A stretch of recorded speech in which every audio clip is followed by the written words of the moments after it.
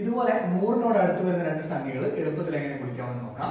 ആദ്യം നോക്കേണ്ടത് 97ന്റെ കൂടെ എത്ര കൂട്ടിയാലാണ് 100 കിട്ടുക എന്നുള്ളതാണ്. 97ന്റെ കൂടെ 3 കൂട്ടിയാലാണ് 100 കിട്ടുക. ഇനി 95ൽ നിന്ന് ഈ 3 കുറയ്ക്കുക, 92 വരും. ഇനി നമ്മൾ ചെയ്യേണ്ടത് 95ന്റെ കൂടെ എത്ര കൂട്ടിയാൽ 100 കിട്ടുമെന്ന് നോക്കണം. 95ന്റെ കൂടെ 5 കൂട്ടിയാലാണ് 100 കിട്ടുക. ഈ ഒരു 3ഉം 5ഉം തമ്മിൽ ഗുണിക്കുക. 3ഉം 5ഉം ഗുണിച്ചു കഴിഞ്ഞാൽ ഉത്തരം 15 ആണ്. 9215 എന്നുള്ളതാണ് ഉത്തരം. അങ്ങനെയാണെങ്കിൽ അടുത്ത ചോദ്യം ഇതാണ്.